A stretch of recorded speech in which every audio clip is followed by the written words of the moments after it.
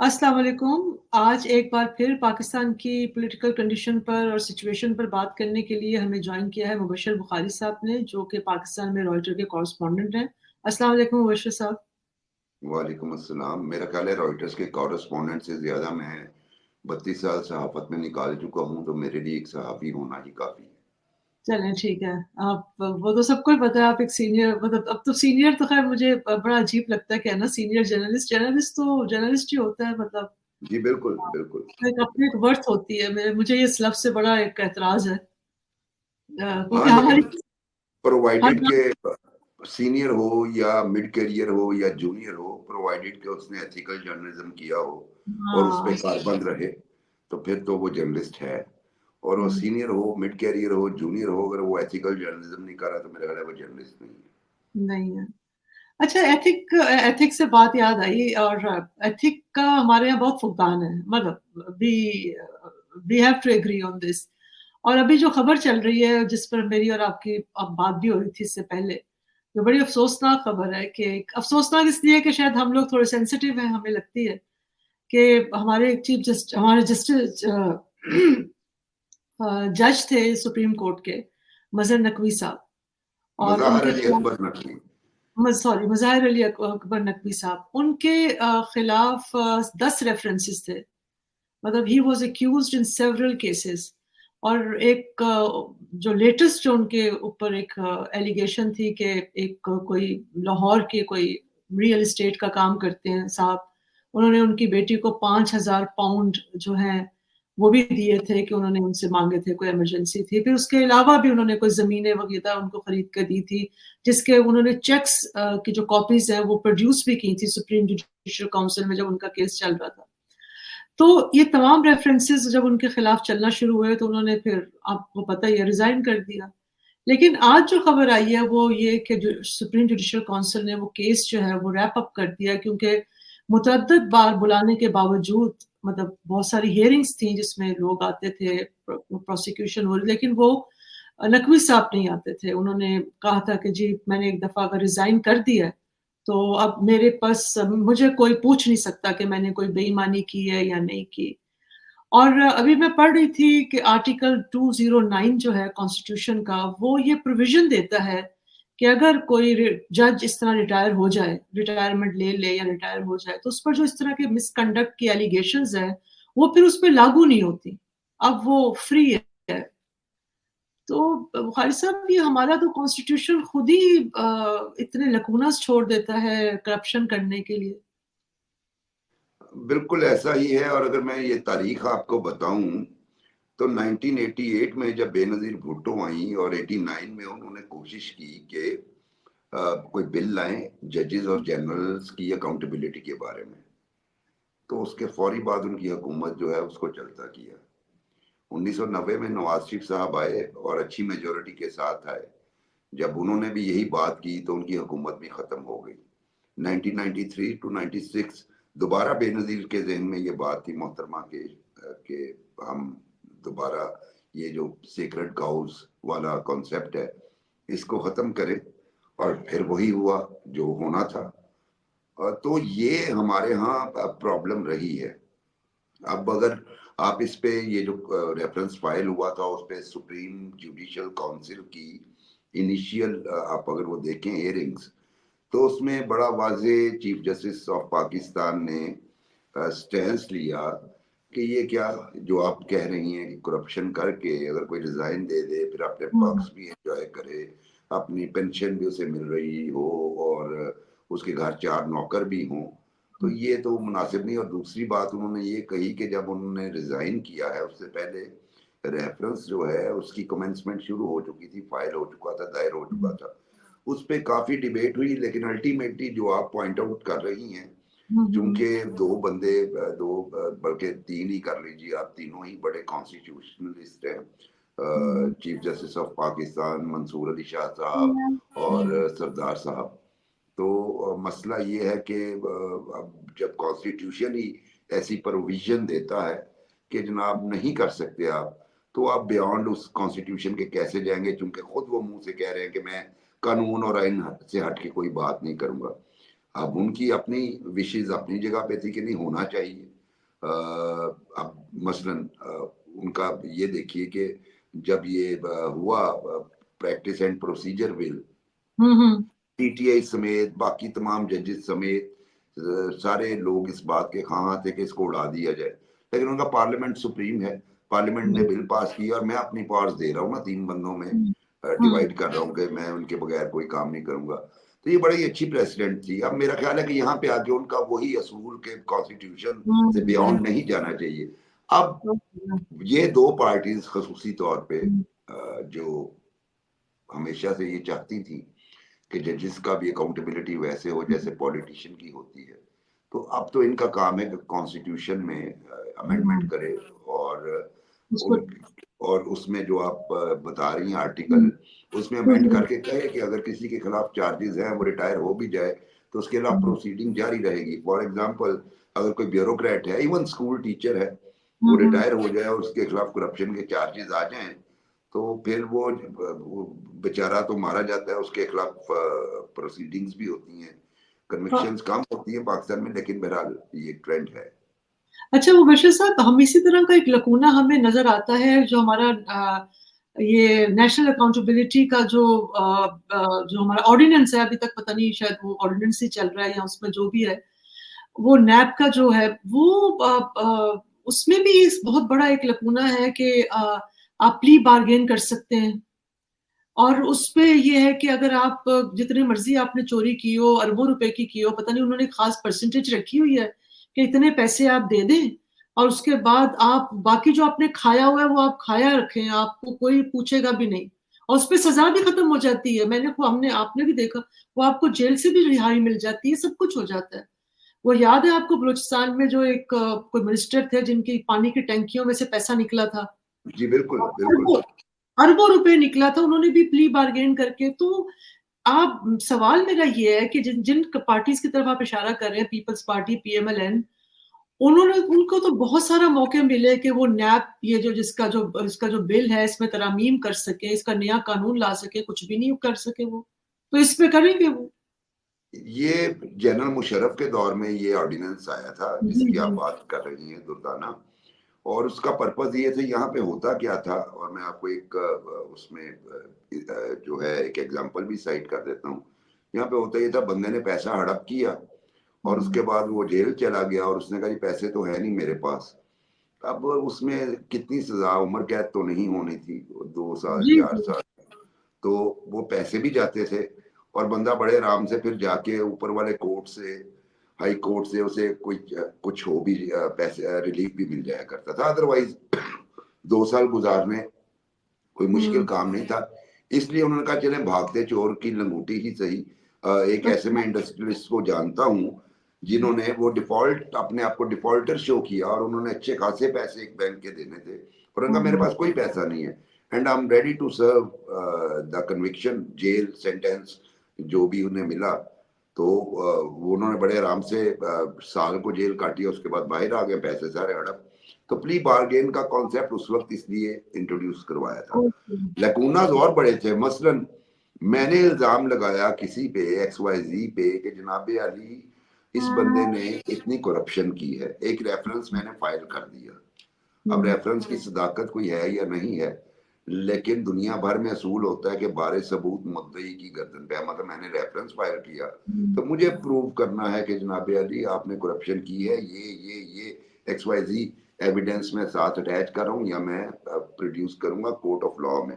यहाँ पे उल्टा कानून था कि जनाब अगर आप पे इल्जाम लग गया है तो बारे सबूत आपकी गर्दन पे, झूठा है सच्चा है, अब आप अपने आप को क्लियर करें। ठीक है, तो लकूनास बड़े थे चूंकि इसकी बुनियाद ही गलत थी नैब के कानून की, इसकी बुनियाद थी विक्टिमाइजेशन करना, पॉलिटिकल इंजीनियरिंग करना, तो इसलिए फिर लकूनास उसमें रखे गए। ये भी एक है। मसलन आपको 2002 के इलेक्शन के बाद की एक टर्मिनोलॉजी याद होगी, नैबजदगान।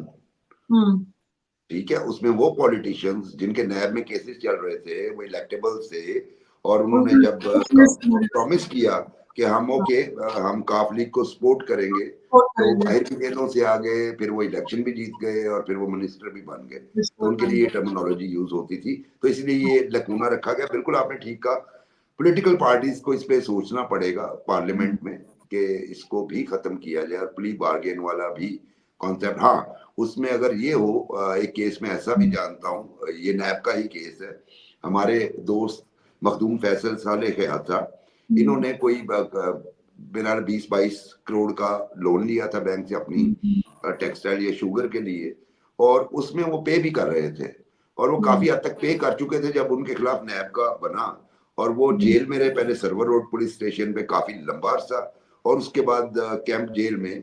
इवन बैंक के बंदों ने जाके कोर्ट में कहा, उस वक्त तक तो ये था कि हाई कोर्ट वो केस भी नहीं था सुन सकता, इतना टाइट रखा हुआ था।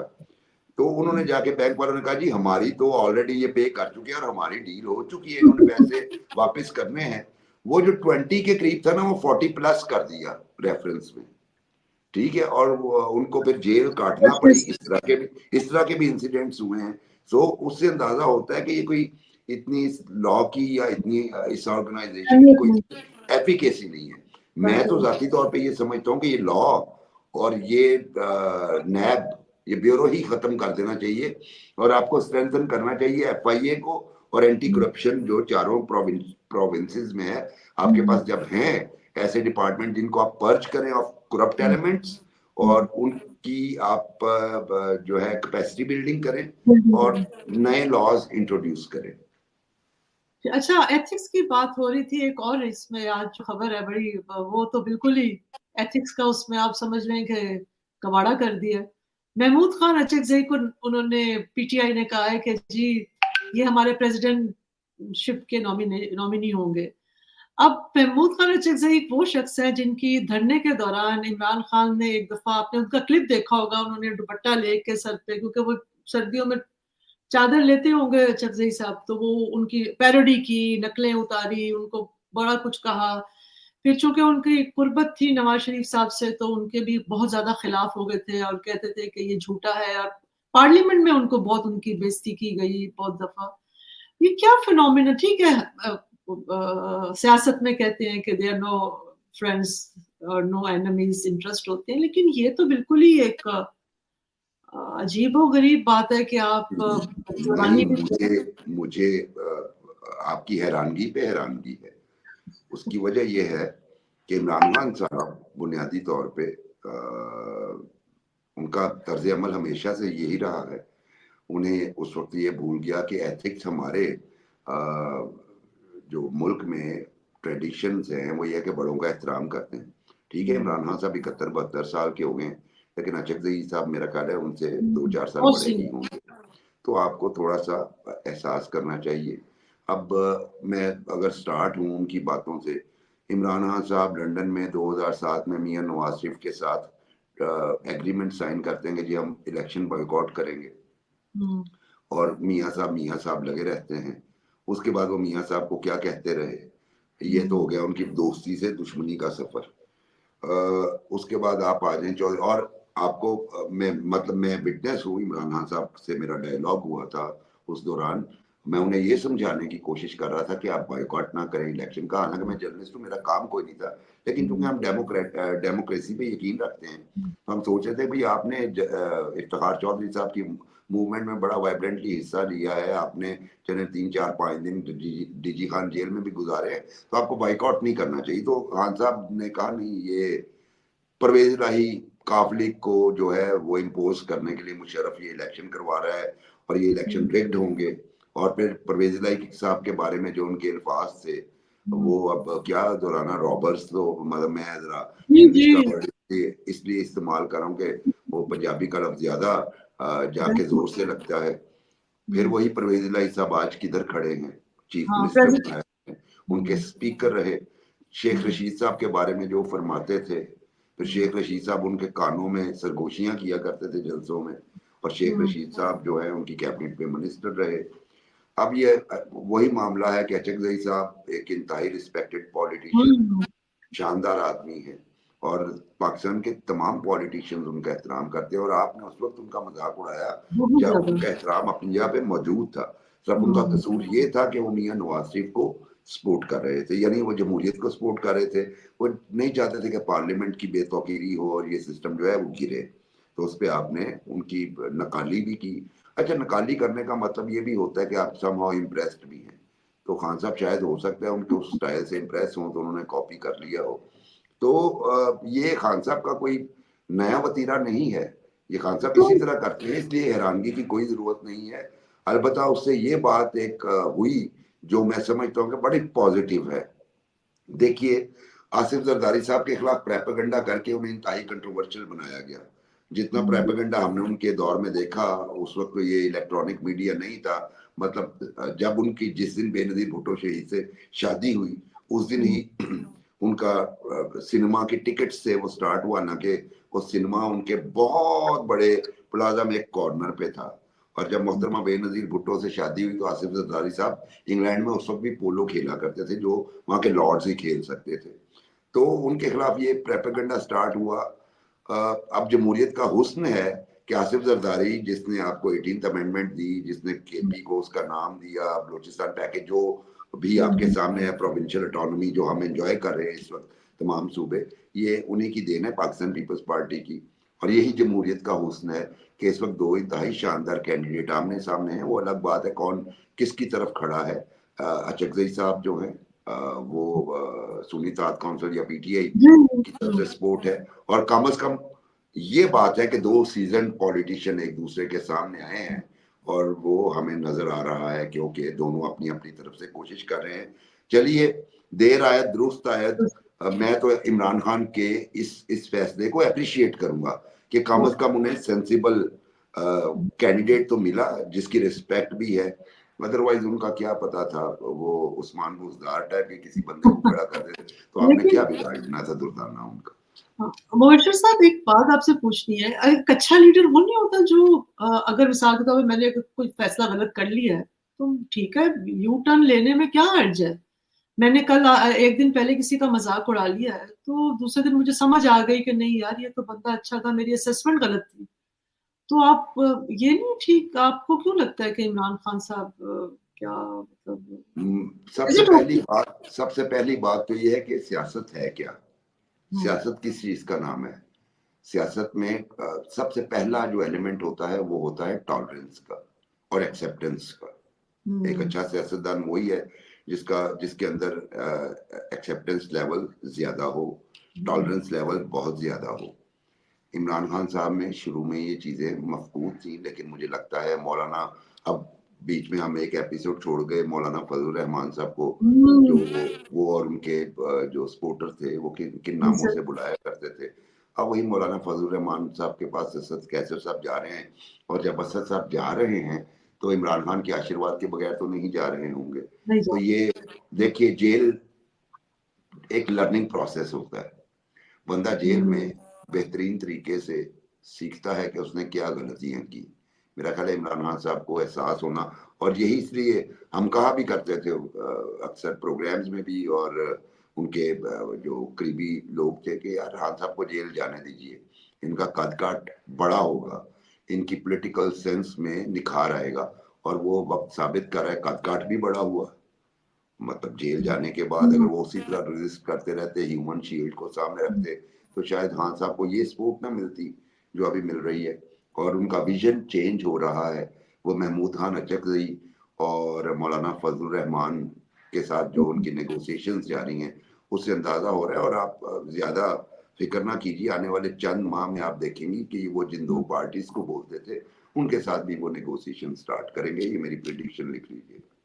चलिए अच्छा, ये तो बहुत अच्छी बात है। अच्छा, आखिरी सवाल आपसे पूछते हैं, खबरें आ रही हैं कि जी टीटीपी को मना कर दिया गया है। अफ़गानिस्तान हुकूमत ने बड़ा सख्त मौक़िफ़ लिया है क्योंकि जमात उलमा इस्लाम का जो फैक्शन है, जो मौलाना समीउल हक का फैक्शन है, उनके बेटे जो थे वो गए हैं वहाँ एक डेलीगेशन के साथ। उन्होंने जाके बातचीत की और उन्होंने कहा है कि भई आप ये बंद करवाएँ, टीटीपी आपकी सॉइल यूज़ कर रही है। उन्होंने और जो अफ़गान इंटरिम गवर्नमेंट है उसने टीटीपी को कहा है कि जी हमारे आपकी वजह से पाकिस्तान के साथ ताल्लुकात ख़राब हो रहे हैं, इसलिए आप ये हमारी सरज़मीन को पाकिस्तान के खिलाफ इस्तेमाल ना करें। और दूसरी तरफ पाकिस्तान ज़ाहिर-सी बात है, चाह ये रहा है जो मैंने पढ़ा है, जो मेरी नज़र से गुज़रा है कि भई किसी भी मतलब कंडीशन के बगैर चाह रहा है पाकिस्तान के इस तरह की सीज़ फायर हो जाए। क्योंकि पहले कंडीशन ये थी कि जी हमारे प्रिज़नर्स को आप रिहा करें, वो पाकिस्तान ने कर लिया। फिर उन्हीं प्रिजनर्स ने हम पे आके हमले किए। तो ये सस्टेन करेगा ये जो, और ये आपको लगता है कि, मुझे तो लगता है कि महाजरीन का कोई रोकने-शोकने वाला कोई चक्कर है, क्योंकि वो भी उनको प्रॉब्लम हो रही है कि यहाँ से लोग आ रहे हैं। यकीनी तौर पे देखिए ह्यूमन क्राइसिस तो आया है महाजरीन के मामले पे अफगान गवर्नमेंट को, क्योंकि इतनी तादाद में जब वापस भेजेंगे आप तो उन्हें नेचुरली आएगा। लेकिन उसके साथ-साथ जो दूसरा प्रॉब्लम आ रहा था, वो ये है कि जब भी टीटीपी इधर स्ट्राइक करती थी तो हम उन्हें वेकअप कॉल देते थे। अफगान तालिबान को कई दफ़े दी हैं, डेलीगेशन गए, आपको याद होगा हिना रब्बानी खर भी गई थी उधर, और हमारे जो मिलिट्री लीडर्स थे वो भी मुसलसल दर मुसलसल। फिर मौलाना समीउल हक के साहबजादे हामिदुल हक साहब, क्योंकि मौलाना समीउल हक का और दारुल उलूम हक्कानिया कोड़ा फाटक का काफ़ी इन्फ्लुएंस है जो अफगान तालिबान है, बल्कि यहाँ तक कि उनके जो बानी थे मुल्ला उमर, वो उनको उनके बारे में कहा जाता है, 2 रवायात मिलती हैं कि एक तो वो पढ़े हुए थे दारुल उलूम हक्कानिया से, दूसरी ये कि उन्हें आज़ाज़ी डिग्री और वो मौलाना समीउल हक को अपना उस्ताद मानते थे। इसी तरह मौलाना हिबतुल्लाह जो अमीर हैं इस वक़्त, उनके साथ भी जो है यही मामला है। तो वो गए हैं, जो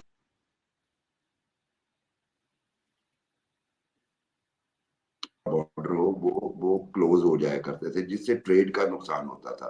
अब अफ़गानिस्तान क्योंकि एक वीक इकोनॉमी है, बैरूनी दुनिया से ताल्लुकात भी उनके उस लेवल के नहीं है, वो डेवलप कर रहे हैं। तो ये भी एक प्रॉब्लम था जिसकी वजह से उन्हें एहसास हुआ कि हमें करना पड़ेगा। अब अफ़गान तालिबान के लिए सबसे बड़ा प्रॉब्लम दूसरा ये भी है कि टीटीपी के जो बहुत सारे ग्रुप्स हैं वो उनको ह्यूमन सपोर्ट फ्राहम करते हैं, और उन्हीं टीटीपी के लोग जो हैं वो उनके माजी में कमांडर भी रह चुके हैं। तो वो ज़रा केयरफुली उनके साथ चल रहे थे, लेकिन अब उन्हें अंदाज़ा हुआ है कि इसके बगैर कोई चारा नहीं है, क्योंकि अगर इसी तरह गेट बंद, गेट क्लोज़, गेट, क्योंकि हमें तो अफ़गानिस्तान से एज़ सच जो है वो ज़्यादातर इम्पोर्टेड माल आता है, जिसको हम खरीदने के हक में नहीं है फ़िलवक़्त तो, और ना ही अलबत्ता इधर से जो उधर जाता है वो उनकी सर्वाइवल के लिए बहुत ज़रूरी है, लाइवस्टॉक, मीट और जो भी बाकी चीज़ें हैं उनके लिए ज़्यादा ज़रूरी हैं, क्योंकि हम ईज़ी एक्सेस है, हमारी लॉन्गेस्ट बॉर्डर हमारे साथ है। तो उस वजह से उन्होंने सोचा कि हम एक वेकअप कॉल दें और उन्हें मना करें। अब क्या इम्पैक्ट होता है, क्योंकि इसका इम्पैक्ट अभी मेजर होना बाकी है। पिछले 3 दिन में तो अटैक हुए हैं पाकिस्तानी सिक्योरिटी फोर्सेस पे टीटीपी की जानिब से। तो अब आने वाले चंद दिनों में हम देखेंगे कि किस लेवल के जो है वो अटैक्स हुए हैं, और अगर नहीं होते तो इसका मतलब है कि अफ़गान तालिबान की बात टीटीपी ने मान ली है। चलो, thank you very much Mubashar Bukhari साहब, आपका बहुत-बहुत शुक्रिया जॉइन करने का। आपका एनालिसिस ज़ाहिर है हमेशा की तरह बहुत फ्रूटफुल था, और फिर इंशाल्लाह आपसे दोबारा मुलाकात होगी। अस्सलाम इंशाल्लाह, वालेकुम। बहुत शुक्रिया आपका दुर्गाना। स्टे ब्लेस्ड और दोबारा मुलाकात होती है। ओके, अस्सलाम वालेकुम। अस्सलाम वालेकुम।